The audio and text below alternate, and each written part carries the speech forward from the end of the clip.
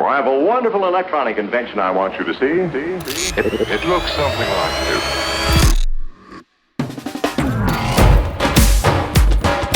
Artlist.io.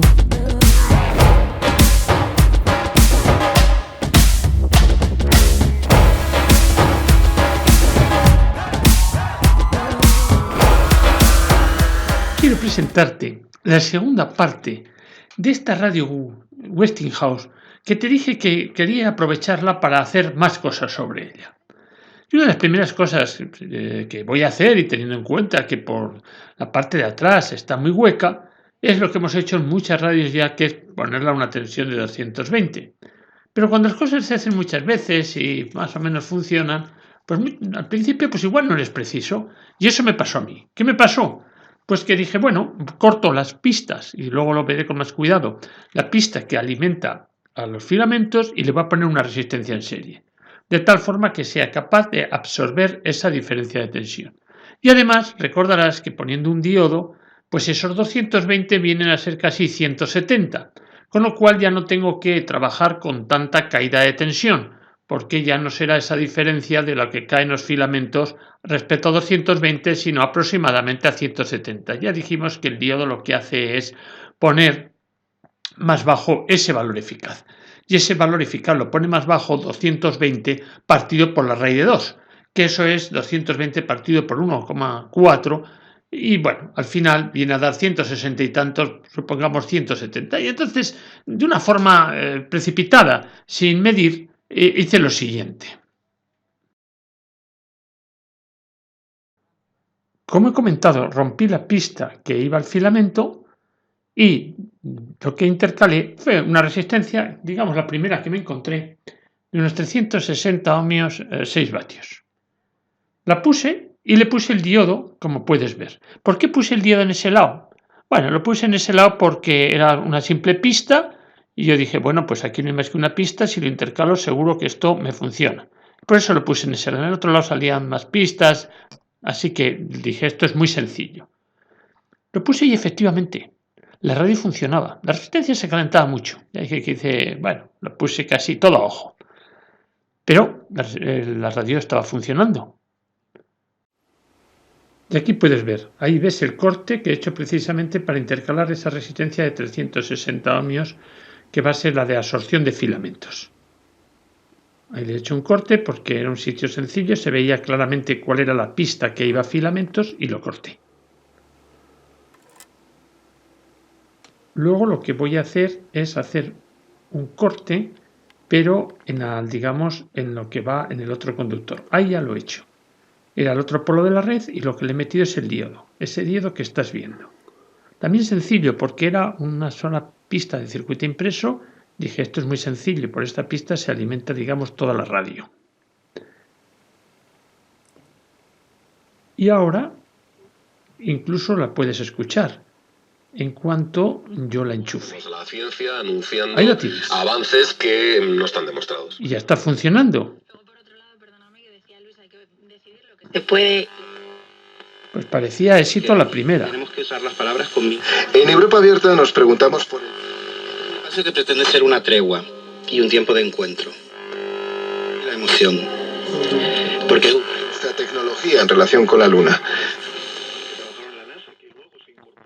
Sí es verdad que la resistencia se calentaba mucho y dije, vamos a hacer las cosas bien. Participación esencial de las estaciones de espacio profundo de nuestro país. La agencia estableció contacto de... Bueno, y hacer las cosas bien es ver verdaderamente la caída que se tiene en toda la serie de las lámparas. Entonces, la caída que se tiene en toda la serie de la lámpara, la suma de esas caídas da 122 voltios. Como puedes ver, las lámparas cuando están pasando esa intensidad nominal de 0,15 amperios, es decir, 150 miliamperios, dependiendo del tipo de lámpara que es, tiene distinta caída en los extremos de los filamentos. Si hacemos la suma de todas esas caídas en los filamentos, al final nos sale 122 voltios. Como dije anteriormente, poniendo el diodo, ahora somos más precisos, 220 dividido entre 1,41 pues viene a dar 163 voltios. Luego tengo, de alguna forma, 122 voltios, que son los que caen los filamentos. Luego tengo que sacar la diferencia, Entre esos 163 y esos 122 estamos hablando alrededor de 41 voltios, que es lo que cae en la resistencia de absorción. Entonces, como por esa resistencia van a pasar 150 miliamperios, aplicando la ley de Ohm, me sale que necesito una resistencia aproximadamente de 270 y tantos ohmios. Bien, perfecto. Dije, bueno, pues pongo en paralelo dos resistencias de 560 que tengo. Y eso es lo que vas a ver ahora en el vídeo. La radio funcionando, las resistencias se calentaban barbaridad a pesar de ese paralelo que había hecho. Digo, voy a medir la tensión que tengo en los extremos de la resistencia. Y la tensión que tenía en los extremos de la resistencia era 71,4 voltios. No esos 40, 41, esos voltios que yo creía que tenía que haber teóricamente ahí. Bueno, entonces ya empecé a seguir la continuidad, precisamente de ese macho donde entra la corriente, para ver por dónde iba. Y ahí es donde fue mi sorpresa. Y mi sorpresa fue que no solamente estaba la pista esa superior donde yo intercalé el diodo, sino que salía también un cable que iba a una especie de interruptor, que es el que permite en un momento determinado seleccionar radio o seleccionar alarma. Y entonces, claro, cuando está seleccionando, por supuesto, radio, lo que hace es ese cable llevarlo, darle continuidad para llevarlo nuevamente al circuito impreso. O sea, lo que a mí me despistó fue una rama de circuito impreso que había ahí, que luego al final, a pesar de ser cortada, no hacía lo que yo creía. Es decir, había otro camino que me llevaba ese cable a lo que es el receptor. Por supuesto, la radio funcionaba, como lo hemos visto antes, pero el diodo no estaba haciendo absolutamente nada. Por eso que yo tenía en los extremos de la resistencia de absorción una tensión de 71 voltios. Entonces, que ya lo miré con cuidado. ¿Y qué es lo que pasaba? Que esa pista que yo corté creyendo que era, digamos, por donde iba toda la corriente a la radio, esa pista en este momento no estaba actuando, terminaba en un punto y después próximo a él, en esa terminación había otro punto. ¿Y qué eran esos puntos? Esos puntos eran sencillamente lo que sería un montaje de este mismo circuito, pero con interruptor. Es decir, a esos dos puntos tendría que ir el interruptor. En este caso, como no tiene interruptor, sino simplemente tiene lo que es las posiciones de alarma y radio, el potenciómetro no tiene interruptor. En cambio, sí que debía haber algún modelo que carecía de lo que era el reloj, y lo que hacía era, mediante un interruptor en el potenciómetro, dar paso o no dar paso a la corriente. Y esa pista en ese momento hubiera valido si hubiera habido interruptor. Pero como no había interruptor, el camino era el otro, el que te estoy diciendo, a través de lo que eran los contactos de radio y de alarma. Por lo tanto, la radio estaba funcionando, el diodo no me estaba haciendo nada, y entonces voy a ver qué es lo que tuve que hacer para arreglarlo, para ponerlo que el diodo hiciese algo. Lo que hice fue ese cable que iba a ese interruptor específico de alarma y de radio, pues llevarlo después del diodo. O sea, en vez de sacarlo directamente del macho de alimentación, donde venía la corriente eléctrica, lo que hice fue sencillamente llevarlo a después del diodo, de tal forma que así ya estaba forzando a que toda la corriente eléctrica pasase por el diodo. Y ese es el proceso que hice. Entonces, como puedes ver, y es lo que he intentado ahí explicarte, quedaba para lo que era la corriente de filamentos, estaba el diodo que yo puse, luego estaba la resistencia de absorción y los filamentos. Bien, y porque efectivamente los filamentos encendían. Y después, para lo que podía ser la alta tensión, yo le he querido representar ahí primero la resistencia de absorción, luego he puesto, sustituyendo lo que es el cátodo y la placa de la rectificadora, he puesto un diodo, y a partir de ahí ya serían las tensiones que van a la radio y después ya el retorno, pero como puedes ver el retorno encuentra, o sea, yo diría venía con positivo, pero mira cómo encuentra el diodo. El diodo lo encuentra en oposición. Luego no está dejándome pasar la corriente. Por lo tanto, la radio no podía funcionar. Y eso es lo que te voy a demostrar en estos vídeos siguientes a esta diapositiva. Ese hilo blanco, el que es más gordito, digamos el de la derecha, que iba a la parte de ese macho donde entraba la corriente eléctrica, lo he prolongado con un hilo blanco también y lo he llevado a después del diodo. Y vuelvo a insistir, de tal forma que ahora toda la corriente que entra a la radio sí que la estoy forzando a que pase por el diodo. Y eso es lo que estás viendo.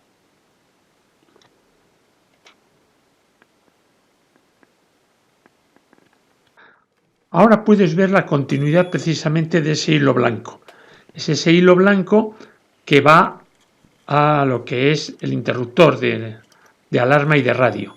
Cuando yo lo pongo en el extremo del diodo, no en el extremo que va a lo que es la corriente eléctrica, sino en el otro extremo, tengo continuidad.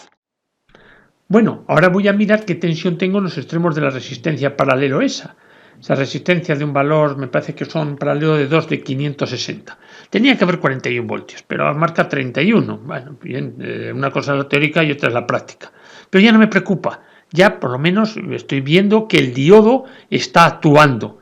Está actuando mal, pero claro, a mí no me importa la polarización como esté para lo que es para lo que es los filamentos, la tensión que alimenta filamentos. No me importa en qué sentido esté el diodo, pero sí cometí el error cuando estamos hablando ya de la continua. Puedes ver que los filamentos están encendidos. Los filamentos están encendidos, pero la radio está totalmente muda. Y estaba muda por lo que te he dicho. Tal y como había puesto la polarización del diodo, no dejaba pasar ese retorno, como si dijésemos, de la continua, que estaba cortando la continua que me estaba generando la lámpara rectificadora. ¿Para los pacientes? ¿Esto es un problema también para el personal médico? Yo creo que es un problema general y decía muy bien Maestre, es la gallina de los huevos de oro de la empresa privada. Mira, la radio ya está funcionando. Y la radio está funcionando porque he cambiado la polarización del diodo. En las escenas finales de este vídeo podrás ver cómo ese diodo ha cambiado, le he dado la vuelta.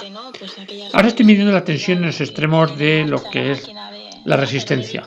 Antes me marcaba 31, te acordarás, 31 voltios. El teórico tenía que ser, el teórico para filamentos, solamente para filamentos, tenía que estamos hablando de unos 41 voltios.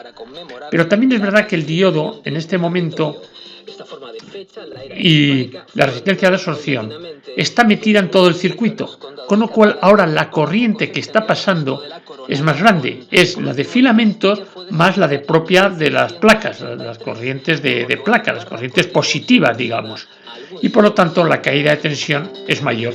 Por esto la caída de tensión ahora son 51 voltios. Luego todo coherente y ya lo tengo bien.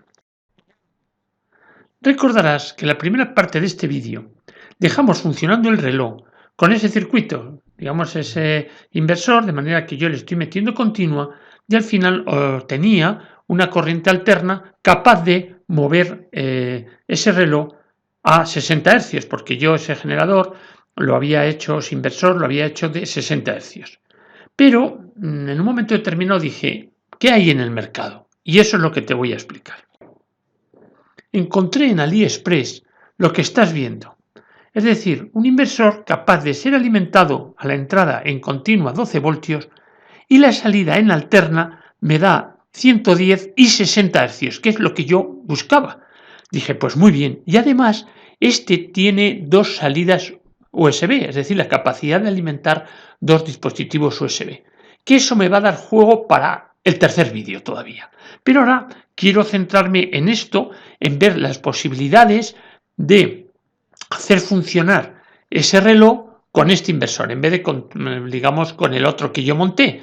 Este es compacto, es muy económico, vale unos 10 euros y me cabe en la caja y dije, voy a ponerlo.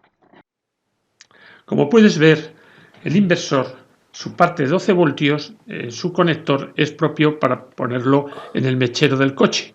Entonces el positivo es el pivote y digamos la masa es el negativo. Ahí tengo la salida que he cargado con el osciloscopio. Bueno, ahora lo que he hecho ya es conectarlo. Le he metido una fuente de alimentación, como puedes ver, 12 voltios, indicaba que no consumía 0 amperios. Pero bueno, tampoco tiene carga, solamente la única carga que tiene es el osciloscopio. Como no salía ninguna curva en estos osciloscopios digitales, pues le di a la autoconfiguración y mira, ya me sale una curva. Empiezo a hacer análisis de esa curva y veo que la frecuencia es de 50 Hz. Digo, mal empezamos, porque claro, yo lo que iba buscando es una frecuencia de 60 Hz. Y además se puede observar que da un valor muy bajo, tanto pico a pico como RMS. Pues algo no me estaba yendo bien, algo no me cuadraba. Pero bueno, yo seguí mirando, viendo, y de momento pues solamente son esos resultados los que tengo. Voy a ver cómo sigo avanzando para salir de esta situación. O es que no me funcionaba bien este aparato, el inversor, o es que funcionaba a 50 Hz dando muy poca salida. Bueno, algo raro te estaba aconteciendo. Bueno, ahora es la misma curva, lo que pasa puesta en otra escala. ¿Ves las conexiones como las tengo realizadas? Pero lo que había hecho en este momento es quitar la alimentación. Es decir, no está funcionando el dispositivo y veo que tengo la misma curva a la salida. Entonces ya empecé a suponer que podía ser pues eso, un ruido que se metía de los 50 Hz de la red. Ahora lo que ya voy a hacer y voy a intentar ver por qué está pasando esto, por qué aquello no va, teniendo ya la certeza que la curva que veía, por supuesto, no era propio del aparato, hasta que descubrí que tenía un interruptor por la parte de atrás. Dije, esta es la clave. No le había dado el interruptor, la tenía en abierto, digamos. Lógicamente ahora no cambia porque todavía no he puesto alimentación de 12 voltios y siempre con esa ilusión de que cuando meta los 12 voltios aquello va a estar funcionando. Pero creo que acabo de meter los 12 voltios y la curva se sigue manteniendo igual. Había dado ya el interruptor puesto en on y todo seguía igual. Y esto todavía me mosqueaba más. Es decir, parecía que el inversor pues no funcionaba, no estaba en estado de funcionamiento.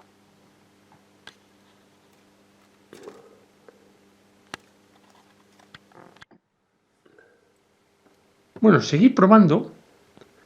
¿Ves esas? Ahora pues una... Y ¡pam! De repente ya tengo otra señal.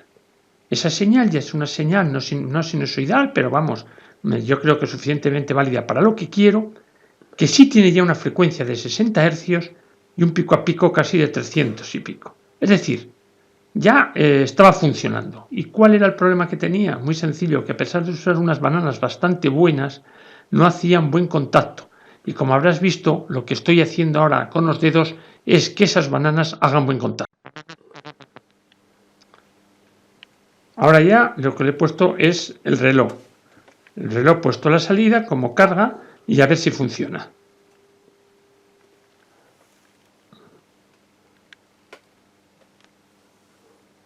Pero el reloj no funciona. El reloj no funcionaba, yo no sé por qué, la cosa es que el reloj no arrancaba. Sí que había unos ruidos, parecía que era un ruido que provenía del motor síncrono del reloj. El piloto ese de rojo me pasa a azul, pero sin funcionar. Bueno, como no me arrancaba, dije, bueno, voy a ponerlo a 110 voltios y a 50 Hz. Parece simplemente una prueba, a veces había quedado un poquito agarrotado. Bueno, la cosa es para intentarlo arrancar. Y eso es lo que he hecho ahí. Le he puesto un transformador, después del transformador un elevador reductor y le estaré metiendo unos 100 voltios más o menos. Y como puedes ver, la aguja del reloj está ya funcionando. Por supuesto el reloj lo tenía bien, yo sabía que el reloj había funcionado, pero bueno, por si acaso, pero además ya ha arrancado, pero ha arrancado metiéndole 110 voltios, que son la transformación de 220.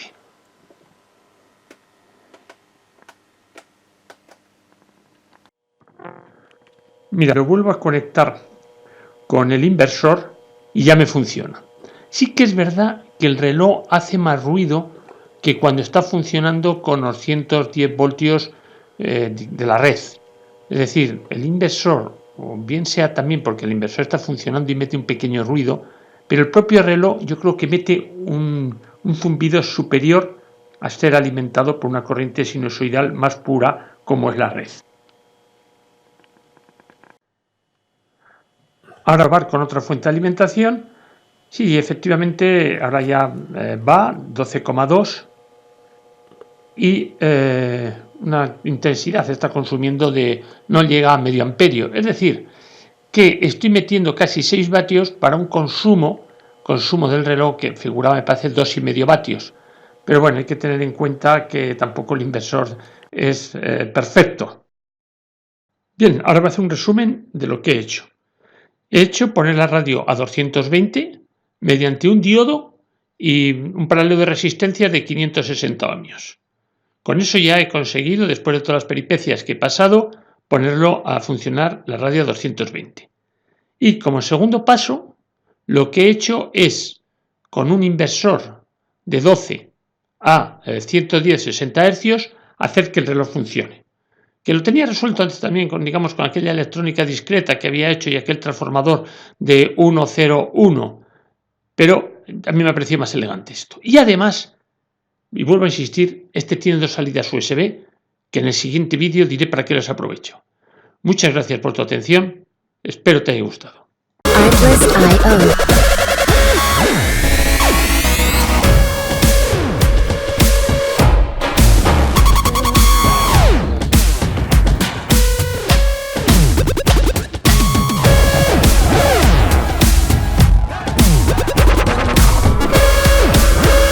Music licensing reimagined.